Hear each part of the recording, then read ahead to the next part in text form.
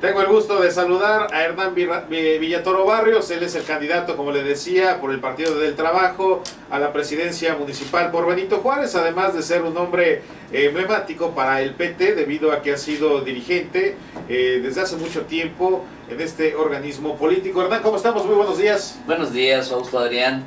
Saludo desde aquí en ausencia al director de este programa, David Romero Vara, a tu equipo, por supuesto, y naturalmente a tu auditorio. Hernán, buscando la presidencia municipal, por supuesto es un reto muy importante, es el municipio más grande, concentra el 50% de la población en el estado. ¿Qué es lo que ha representado para ti esta campaña, Hernán? Bueno, una experiencia enriquecedora, ¿no? O sea, a nosotros nos parece que ir a la gente, escuchar a la gente, pulsar el estado de ánimo de la gente, conocer la visión que tiene la gente sobre la política, sobre los procesos electorales, sobre los gobernantes, pues para nosotros es muy importante.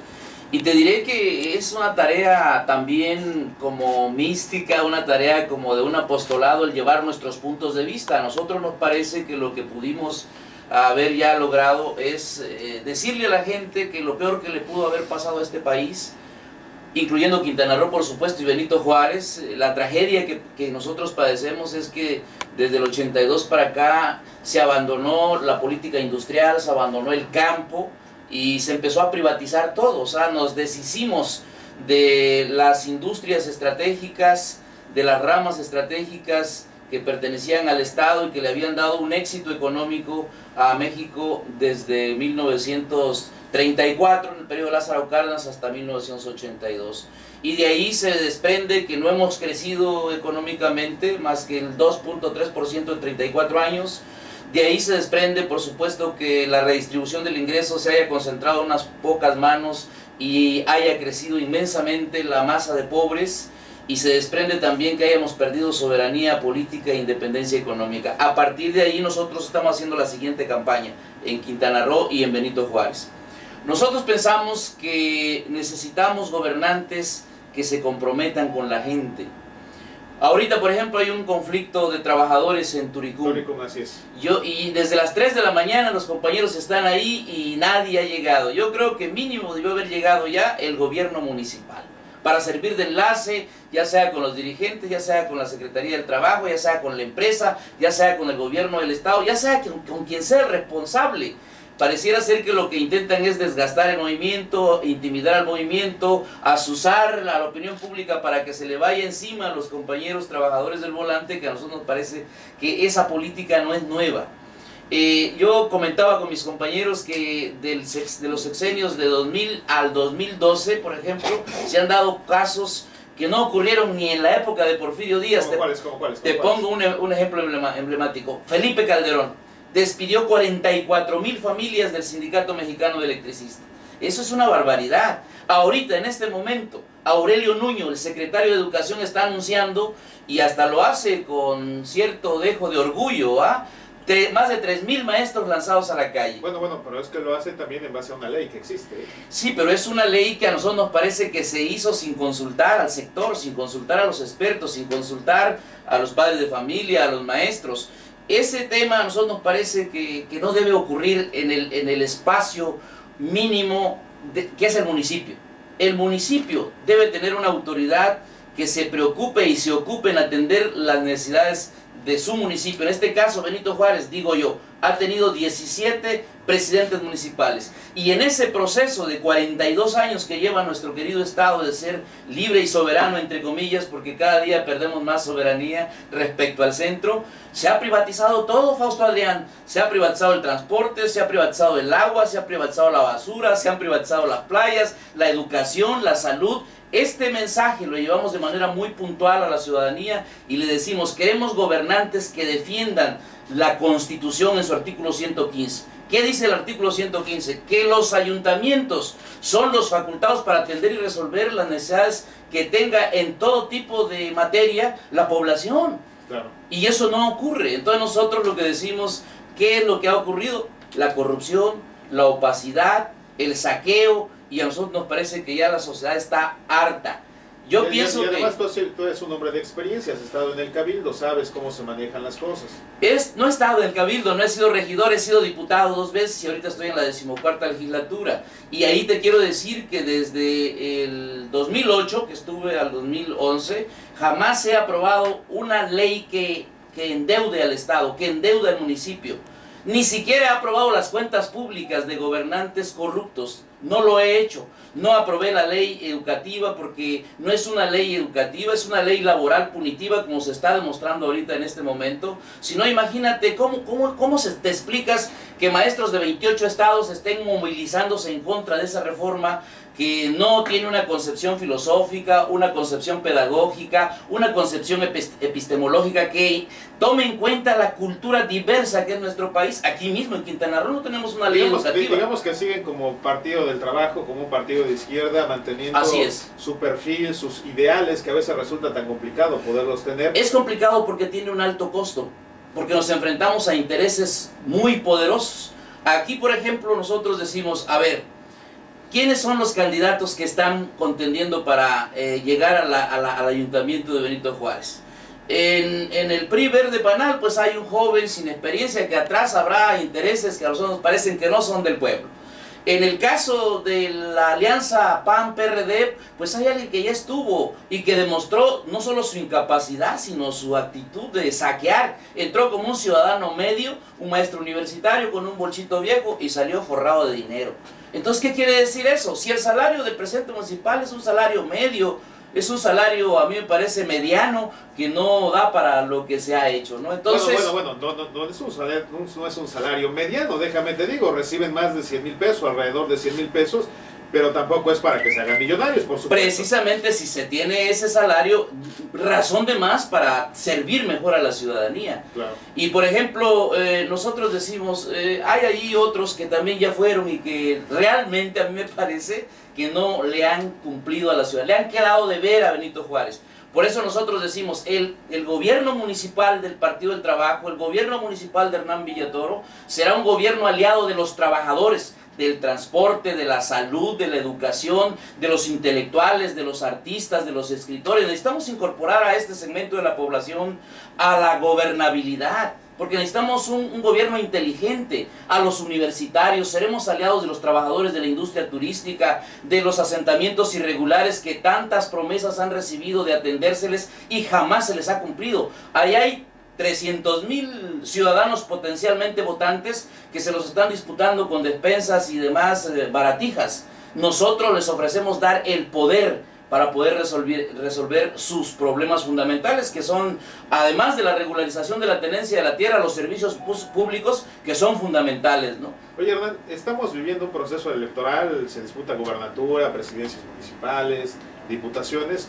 Como hombre del PT en la dirigencia, ¿por qué no fueron una alianza si hay partidos que, a pesar de ser de colores distintos como el PAN y el PRD, deciden ir en alianza? Morena decide irse por la libre, ustedes hacen lo propio, tuvieron momentos difíciles porque parecía que iban a perder el registro a nivel nacional.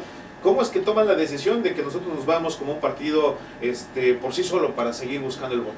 Mira, te voy a dar un ejemplo de cada partido que forma la coalición del PAN y el PRD.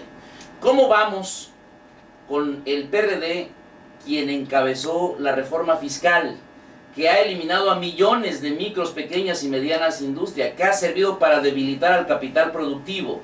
O sea, que aquí en Quintana Roo nos quitó del 11% y nos elevó al 16%. ¿Cómo vamos con una gente que no tiene principios, no tiene éticas y que además formaron parte del Pacto por México, que nos lanzó la andanada de 11 reformas estructurales que implica no solamente el tema laboral, sino el tema del espectro radioeléctrico, el tema bancario, el tema fiscal, el tema de la reforma energética, ¿no? Que privatiza el agua, el gas, la electricidad, el petróleo, bueno, las minas? Entonces nosotros, el ejemplo del PAN, ¿cómo vamos con un partido así que aniquila la conquista de la revolución que recuperó Lázaro Cárdenas del Río en 1938 con la nacionalización del petróleo el 18 de marzo de 1938? ¿Cómo? Con partidos que han perdido su esencia del nacionalismo, del patriotismo, de defender nuestros recursos naturales, nuestra población, de recuperar, por ejemplo, la política de desarrollo interno, que reactive el mercado interno, que genere fuentes de trabajo, que genere salarios dignos. ¿Cómo vamos con ellos? Hoy, por ejemplo, ayer nos decían que vinieron los dirigentes del PRD a darles el espaldarazo y a convocarnos a todos que hagamos una alianza con el PAN y el PRD. ¿Qué opinas de eso? Bueno, a mí me parece demasiado cinismo. O sea, a mí me parece que es demasiado cinismo, porque a nosotros nos parece que los candidatos de las dos alianzas es tan malo el Pinto como el Colorado, ¿no? Pero mucho más peligroso aquel que recibió todo de un partido político que es el PRI y en diciembre se deslinda porque no le cumplen el capricho de ser candidato a gobernador.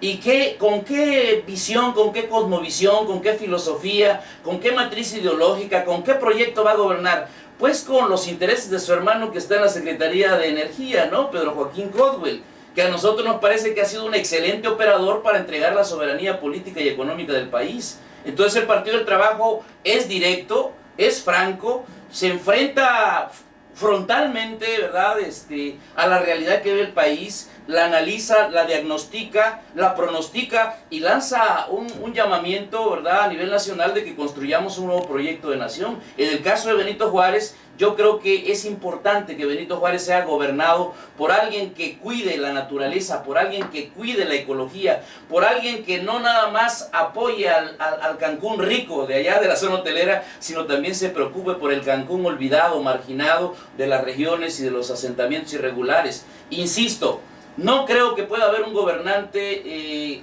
que realmente enfrente con capacidad de diálogo, con capacidad de construcción de acuerdos, con capacidad de decirle a los que tienen mucho, oigan ustedes de plano, ya párenle, compartan un poco de lo mucho que les ha dado la industria turística y que ha sido producida esa riqueza fundamentalmente por el trabajo de la gente que aquí vive. Oye, Hernán, ya parece que estás en el debate. ¿Qué opinas de el debate? Bueno, mira, la vida de uno es un debate permanente. Yo te quiero decir en una apretada síntesis que yo vengo de normales rurales. Y cuando estuve del 73 al 74 como normalista, yo defendí el normalismo rural, que fue palanca de desarrollo también para impulsar la educación en el periodo de Lázaro Cárdenas, y durante ese periodo de 40 años, del 40 al 82. Entonces, nuestra vida ha sido de debate permanente. Yo fui dirigente sindical, parte del colectivo sindical de la sección 7 del CENTE en Chiapas. Nosotros formamos la Coordinadora Nacional de Trabajadores de la Educación y no nos avergonzamos ni nos arrepentimos. No, al contrario, me parece que son de los ejemplos que se deben de tener, porque finalmente un equilibrio del gobierno es que existan las fuerzas que opinan diferente, porque no se puede tener una sola ideología, se tiene que tener una pluralidad. Vivimos en un país que se está construyendo la democracia. Así es, y es importante decirlo, porque algunos dirán, ¿y quién es este aventurero que pretende tomar por asalto la presidencia municipal? No, no soy un aventurero, soy un luchador social. ¿Pero si la pretendes tomar por asalto? De toda la vida. No, claro que no, sería con el apoyo de la ciudadanía, sería conciencia contra dinero, y sería una victoria histórica que se diera acá en Benito Juárez, que nosotros estamos esperando. ¿Qué opinas de las encuestas, por ejemplo? De la gubernatura es donde más han salido. Bueno, mira, a nosotros nos parece que las encuestas le dan el gane a quien las paga, definitivamente, ¿no? Y que son de alguna manera el reflejo del momento.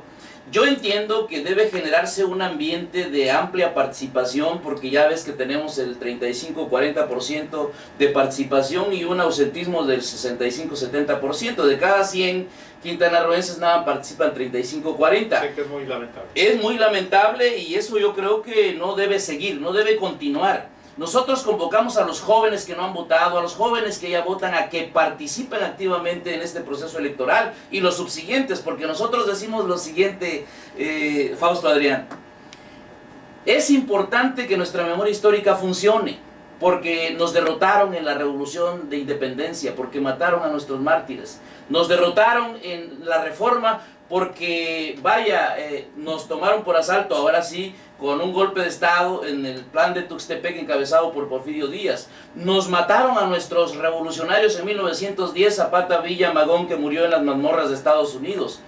Y nos están aniquilando, y prácticamente lo han logrado, las conquistas que logró el periodo sexenal de Lázaro Cárdenas del Río. Aquí en Quintana Roo, la política casi del cacicazgo no se ha logrado eliminar. O sea, porque tuvimos 17 caciques de 1902 a 1917. Tuvimos de 1917 a 1974 27 gobernadores impuestos desde el centro. Y del 75 a la fecha llevamos 7 gobernadores que también a mi juicio se ha decidido en el centro. Ya es hora de que los quintanarroenses decidamos. Ya es hora de que los benitojuarenses decidamos por encima de los intereses ajenos al pueblo. Las fuerzas políticas, por supuesto, a través de sus representantes, nos han mandado mensajes. Hernán, ¿me permites leerlo? Sí, claro. Cuauhtémoc Ponce nos dice: el discurso de Villatoros del siglo pasado. También el vocero del PRI nos dice: en Quintana Roo no hay despidos de maestros, los únicos sujetos a proceso de despidos es Guillermo Miranda, el vocero del PRI. Los únicos sujetos a procesos de despidos son los que no han querido sujetarse a la ley de educación de calidad. Esta entrevista de Villatoro parece un monólogo. ¿Qué opina que Julián Ricalde despidió a más de 2,000 trabajadores en 2011? Son las preguntas que te están lanzando desde diferentes frentes, ¿eh? Sí, yo sé. Mira, cuando se habla de que mi discurso es del siglo pasado, no es del siglo pasado. Es de hace más de 500 años de sometimiento, 300 de España y 200 de Estados Unidos. Es la resistencia de nuestro pueblo que se traduce en la lucha que diera en su momento en 1761 Jacinto Canek.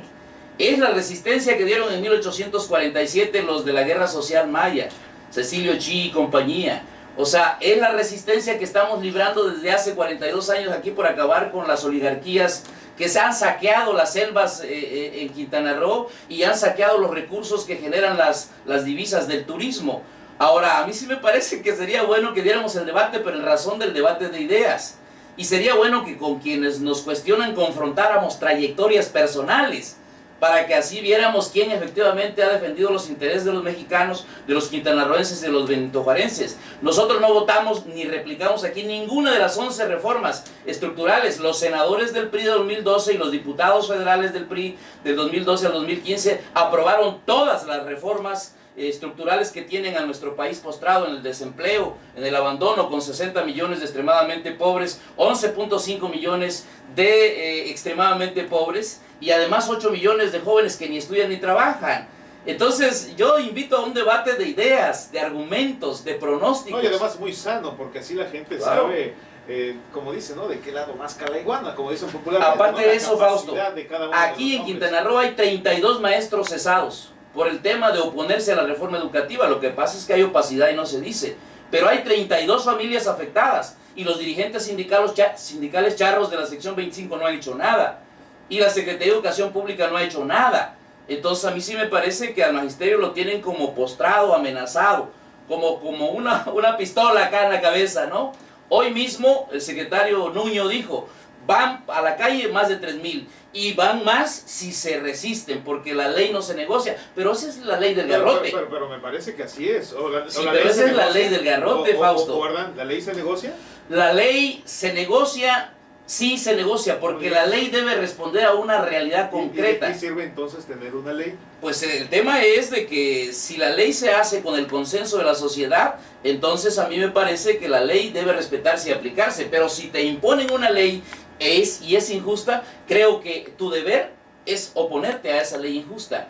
Y eso no solamente lo digo yo, lo dice la historia, lo dicen los filósofos, lo dicen los politólogos, lo dicen investigadores, porque aquí en México se inició un proceso de, vamos a llamarle, destrucción de las conquistas constitucionales. Nuestra Constitución Federal tiene más de 400 contrarreformas. Por eso nosotros decimos que necesitamos ya un nuevo constituyente que recoja la realidad que vive el país, las justas aspiraciones que vive el país. Fausto, no podemos ser ciegos, sordos, mudos, insensibles a lo que vive nuestro querido pueblo. Claro, claro. Es un país que tiene 40 millones de pobres, es un país... 60, Fausto. 60, que es un país que enfrenta cuestiones de inseguridad y es algo que lamentablemente vivimos y se da a conocer.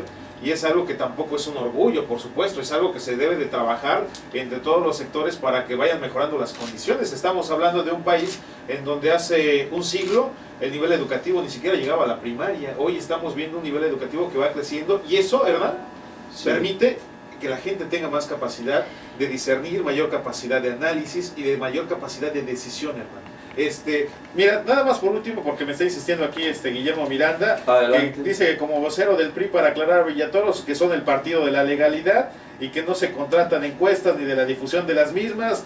Si dice que favorecen aquí al que las paga, que las comprueba, o que se disculpe, es lo que te están mandando a decir. Bueno, mira, el partido de la legalidad, yo creo que en primer lugar, ¿va?, no reforma sus estatutos para que sus propios estatutos, que tenían la salvaguarda de los recursos del suelo y el subsuelo, ya fueran puestos al mejor postor en el país. Por favor, ¿verdad?